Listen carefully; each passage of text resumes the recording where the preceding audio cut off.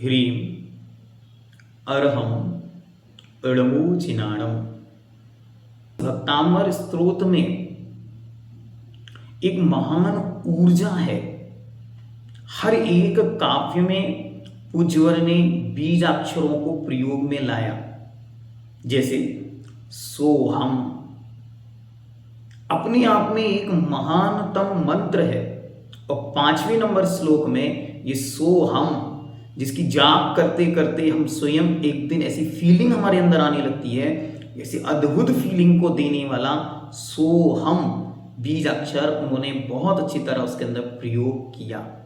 मात्र simple meaning समझें, सोहम ये शब्द है। ठीक, श्लोक नंबर 5 में आप देख सकते हैं। सोहम क्या कह रहा है? पहला शब्द है सा, सा पीछे शब्द है अहम, और दोनों मिलकर बना है सोहम। सह मतलब वह, अहम मतलब मैं, वह मैं हूं, वह मैं हूं। अब जहां वह सा में जिसको चाहे उसे पुट कर दो।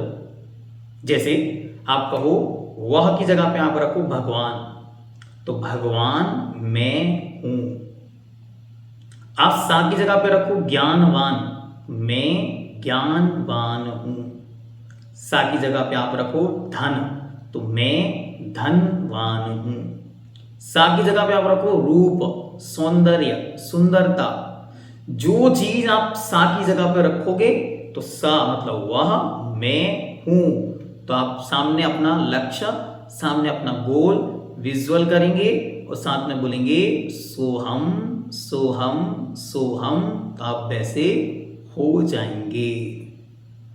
और इसके लिए एक सुंदर सी कहानी, बहुत सुंदर कहानी शास्त्रों में मिलती है कि एक बार एक शिष्य अपने गुरु से कहता है कि गुरुदेव मुझे भगवत पनी की अनुभूति करानी है। गुरुदेव कहते हैं कि अरे ये तो तुम्हें बहुत पहले हो जानी चाहिए थी, क्योंकि मैंने तुम्हें जो विद्या, जो ध्यान और जो मंत्र दिए हैं उसकी सिद्धि पर तुम्हें बहुत पहले ही वह अनुभूति होनी चाहिए थी, लेकिन आज तक क्यों नहीं हुई मुझे नहीं पता। चलो आज मैं तुम्हें अनुभूति कराता हूं। कैसे होगी? लो, ये मंत्र है। ये मंत्र क्या है? मंत्र है सोहम। मंत्र क्या है? सोहम। बस जो सा है उसकी जगह पे रखो महिषोहम। महिष मतलब भैंस या भैंसा। तो महिषोहम महिषोहम महिषोहम की तुमको एक माला विजुअल मेडिटेशन के साथ करनी है। कहता जी गुरु जी।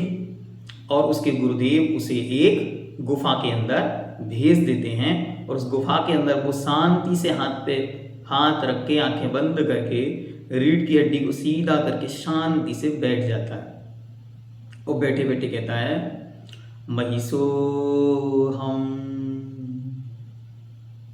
मैं भैंसा हूं।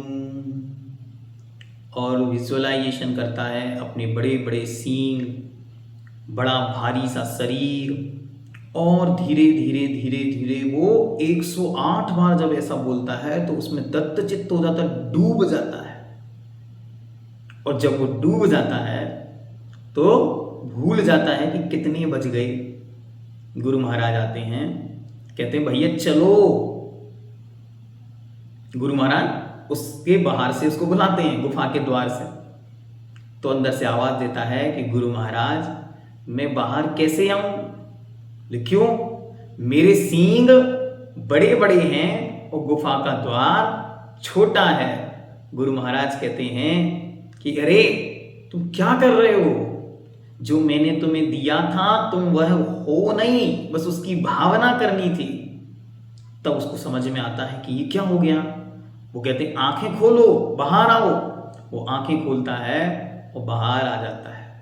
वो गुरु महाराज से कहता है, उनके पैर पकड़ के माथा उनके चरणों में रख देता है कि देखो।